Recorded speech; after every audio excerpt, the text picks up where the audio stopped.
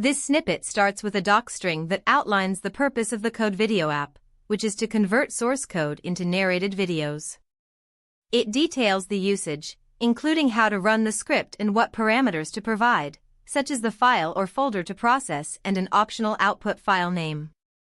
The code also ensures that the standard output and error streams are configured to use UTF-8 encoding, which is crucial for displaying special characters correctly, especially on Windows systems. This setup is important because it helps avoid issues with character representation in the console, ensuring a smoother user experience when running the app. In this snippet, we start by importing several essential libraries that will help us manage files, handle asynchronous tasks, and work with data formats like JSON. The debug variable is set to true, which means we want to enable detailed logging for development purposes. The log function is defined to print messages to the console, allowing us to tag them as info, warn, or error. This is crucial for debugging and monitoring the app's behavior during development, helping us quickly identify issues as they arise. The beep function provides an audible signal to indicate that a process is complete. It checks the operating system and uses the WinSound module for Windows users, while others simply print a bell character. This feedback is important in a fw.name app to enhance user experience by confirming actions without needing visual cues. Next, we see the framework data class, which organizes information about different frameworks, including their names, primary languages, and file extensions. This structure is crucial for managing and prioritizing frameworks in the app, allowing for better integration and user guidance. The framework_rules list is set up to hold tuples of framework names and their associated functions, laying the groundwork for framework-specific logic later in the application. In this snippet, we define a decorator function called _rule, which registers a rule with a specified name in the framework_rules list. This is important for the app as it allows us to dynamically add rules that can be applied later in the framework detection process. Next, we have the _read function, which reads the content of a file at a given path. It handles any exceptions by returning an empty string, ensuring that the app can continue running smoothly even if it encounters issues while reading files. Finally, the detect_framework function inspects the project directory to identify the dominant framework being used. It logs the detection process and checks if the root path is a file. If it's a file, it attempts to determine the framework based on its extension. If a package.json file exists, it tries to read and parse it, which is crucial for understanding the project's dependencies and framework, helping the app adapt accordingly. This snippet is gathering dependencies from a package.json file, combining both regular and development dependencies into a single dictionary. It then logs the total number of dependency entries, which is crucial for understanding the project's requirements. Next, it checks if a pubspec.yaml file exists, indicating a Flutter project. If found, it returns a framework object set up for Flutter with specific details about the Dart language. Finally, it looks for a cargo.toml file to identify Rust projects. If the project involves WebAssembly, it adjusts the framework name accordingly and provides relevant entry points and notes. This setup is essential for correctly identifying and configuring the project environment for different frameworks. This snippet checks for the presence of various frameworks and configurations in the project directory. It looks for files like vite.config.js to determine if Vite is being used, and it also checks the dependencies for popular frameworks like React, Vue, and Svelte. If it detects next.js in the dependencies, it creates a framework object that includes important details like the framework name, the programming language used, and the entry points for the application. This is crucial because it helps the app understand how to handle the specific framework structure and features, ensuring proper functionality and integration. This snippet checks which front-end framework is being used in the project, starting with React. If React is detected, it constructs a label that includes TypeScript if applicable and sets up the necessary details for the framework object, such as language and entry points. Next, it does the same for Vue, providing appropriate extensions and entry hints, while noting the structure of a Vue single file component. Finally, it handles Svelte in a similar way, focusing on its unique features like reactive declarations. This organization is crucial for ensuring that the app can dynamically adapt to different frameworks and provide the right guidance for developers. This snippet checks if the project uses Vite, a modern build tool. If it does, it returns a framework object configured for a Vite app, specifying the language as TypeScript or JavaScript, along with relevant entry points and notes. If Vite isn't in use, it then checks for a Node.js package and returns a framework object for a Node.js project, detailing the language and entry hints. This distinction is crucial for setting up the environment correctly and ensuring that developers have the right context for their project. This snippet checks for the presence of specific files to determine if the project is an Android app or a Python project. If it finds Gradle files, it counts Kotlin files to classify the app as either Android, Kotlin, or Android, Java, which is crucial for understanding the project's structure and language. If it detects Python files or configuration files like pyproject.tong or requirements.txt, it identifies the project as a Python application. This classification helps in guiding developers on the key components to focus on, like functions and classes in Python. If none of these markers are found, it defaults to a generic framework, indicating that the project doesn't match known patterns. This fallback ensures that the app can still provide some level of information, even if it's minimal. This function, _framework_from_extension, determines the programming framework based on the file extension provided. It uses a dictionary to map various file extensions to their corresponding framework names and languages. This is important for the fw.name app because it allows the application to identify and handle different types of source files appropriately, enhancing its versatility and user experience. If the extension isn't recognized, it defaults to a generic type, ensuring that the app can still process a wide range of files. This snippet defines a function called collect_source_files, which is essential for gathering source files in the application. It starts by checking if the provided root is a file. If so, it simply returns that file in a list. Next, it uses a recursive search to find files while filtering out any that are in the specified skip_dirs or don't match the allowed file extensions for the framework. It also excludes files that are larger than 200,000 bytes. This ensures that only relevant and manageable files are collected, which is crucial for maintaining performance and organization within the fw.name app. This snippet defines a scoring function that prioritizes file paths based on specific entry hints. It calculates a hint rank by checking how closely a file's relative path matches the predefined entry hints, assigning a higher priority to more relevant files. The function also determines the depth of each file in the directory structure, which helps in sorting the candidates. Finally, it sorts the candidates based on their scores, selects a maximum number of files, and logs the results, ensuring that the most relevant files are chosen for further processing in the app. This snippet defines a chunk data class, which is used to represent a section of code from a file. Each chunk includes details like the file path, starting line number, the actual code, a title, and an explanation, making it easier to manage and display code snippets within the app. The chunk_file function is designed to split a file into these manageable chunks, limiting each to a maximum number of lines, which helps in organizing the code for better readability and understanding. This functionality is crucial for breaking down larger files into digestible pieces, enhancing the user experience in navigating through code. This snippet is responsible for breaking a list of lines from a file into manageable chunks.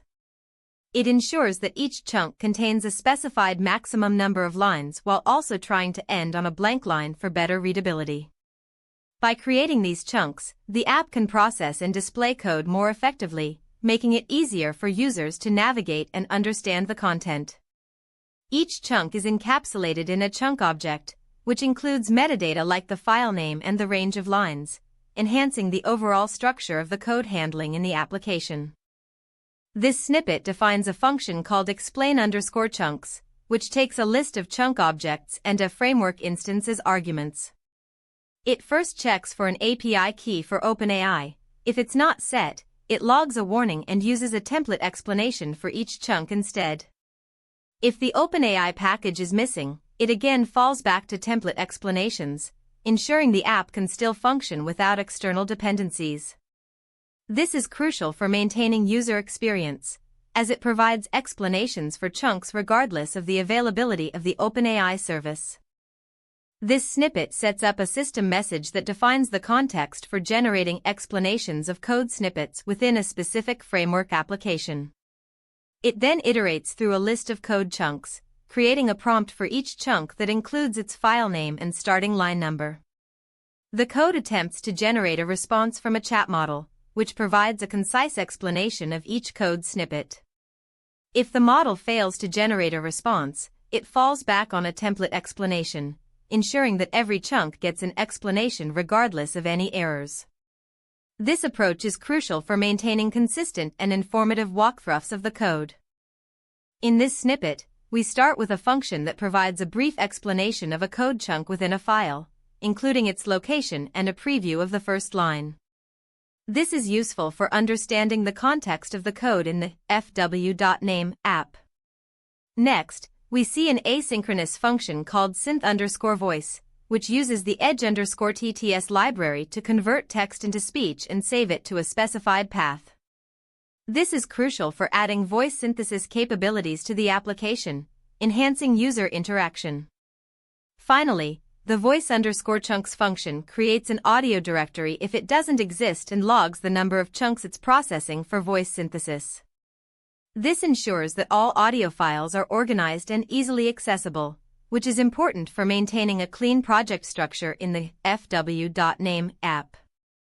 This snippet defines an asynchronous function called run_all, which processes a list of audio chunks. It generates audio files for each chunk using text-to-speech synthesis, saving them as MP3 files and logging the progress. If any errors occur during the synthesis, it logs the error and raises an exception to halt the process. After all chunks are processed, the code measures the duration of each audio file using a function called _probe_duration, ensuring that each chunk has a duration value, defaulting to 3 seconds if the file doesn't exist. This part is crucial for managing audio playback later in the app, helping maintain synchronization and providing a smooth user experience. The _probe_duration function retrieves the duration of a media file using the probe tool. It runs a subprocess to execute the command and captures the output, ensuring that if it fails, it logs a warning and returns a default duration of 3 seconds. This is important for the fw.name app because knowing the duration helps manage media playback and processing effectively. Next, the render_frame function is designed to create an image from a code chunk, integrating syntax highlighting and subtitles. It uses libraries like pigments for syntax highlighting and PIL for image manipulation. This functionality is crucial for the fw.name app as it enhances the visual presentation of code snippets, making them more engaging and easier to understand for users. This snippet is responsible for rendering code snippets into images within the app. It first attempts to get the appropriate syntax highlighter based on the programming language specified by the user. If that fails, it defaults to a generic text lexer to ensure that the code can still be highlighted. Next, it sets up an image formatter with specific styles and formatting options, such as font size and line numbers. The highlighted code is then converted into a PNG image. Finally, a new canvas is created with a dark background, preparing it for the code image to be drawn on. This is crucial for visually presenting code in a way that is both appealing and easy to read. In this snippet, we start by attempting to load custom fonts for the title and subtitle of our application. If that fails, we fall back to default fonts, ensuring the app remains functional regardless of font availability. Next, we create a rectangle at the top of the screen for the title bar, filling it with a specific color to enhance the visual appeal. We then draw the main title text, incorporating the app's name and the current chunk's title, which is crucial for user navigation and context within the app. Finally, we set up padding and calculate the width for the subtitle, preparing to display additional information neatly. This part is essential for maintaining a clean and organized user interface. This snippet defines a function called _wrap_to_width that takes a string of text, a font, and a maximum width. It splits the text into words and constructs lines that fit within the specified width by checking the bounding box of each line using the actual font metrics. This is crucial for ensuring that text is displayed properly in the app, as it allows for dynamic wrapping based on the content and font size, rather than a fixed character count. The wrapped text is then used to calculate the height of the text box, which is important for layout and positioning in the user interface. This snippet handles the layout and rendering of a code image within the app's user interface. It calculates the maximum dimensions for the code image based on the available space, ensuring it fills the area efficiently without leaving gaps. The image is resized to fit perfectly, and then it's centered in the designated space. Finally, it draws a subtitle box below the code, adding context and enhancing the overall visual appeal of the application. This is crucial for creating a polished user experience in the fw.name app. This snippet defines the build_video function, which assembles video content from a list of chunks. It creates a directory for frames and iterates through each chunk, rendering frames and optionally adding audio. This is crucial for the fw.name app as it combines visual and audio elements to create a cohesive video output, enhancing the user experience. In this snippet, we see the final steps of video processing where multiple video clips are concatenated into a single output file. The concatenate_video clips function combines the clips, and then the resulting video is written to a file with specified settings like frame rate and codec, which are important for ensuring good quality playback. After writing the file, it's crucial to close the final video object and each individual clip to free up resources and avoid memory leaks. This part of the code is essential for delivering a polished video output in the fw.name app.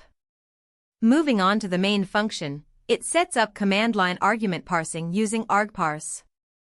This allows users to specify various options like the source file path, output file path, and limits on the number of files and chunks to process. These options enhance the app's flexibility, enabling users to customize their video rendering experience based on their specific needs. This snippet starts by checking if the user has set a quiet mode, which disables debug logging for cleaner output. It then resolves the provided path and verifies its existence. If the path doesn't exist, it logs an error and exits. Next, it logs the input path and detects the framework being used in that directory, logging the framework's name and language. If an output path isn't specified by the user, it generates a default name based on the framework's name and the current timestamp, ensuring the output file is uniquely named. Finally, it collects the source files relevant to the detected framework, and if no files are found, it logs an error message and exits. This part is crucial as it sets up the groundwork for the rest of the application to process the source code effectively. This snippet is responsible for processing a list of files and creating chunks from them, which are essential for generating the video content in the app. It limits the number of chunks based on a specified maximum, ensuring we don't overload the system. Next, it sets up a temporary working directory for storing audio and video files, which is crucial for organizing the output and keeping the workspace clean. After generating the audio and building the video, it retains the working directory for debugging purposes, which is particularly helpful during development. Finally, it creates a narration transcript that accompanies the video, capturing the titles and explanations of each chunk. This transcript is important for accessibility and helps viewers understand the content better. In this snippet, the application logs that the process is complete and then attempts to open the resulting video file. It checks if the operating system is Windows and uses os.startfile to launch the video, which is a user-friendly way to view the output. If there's an error while trying to open the file, it logs a warning message.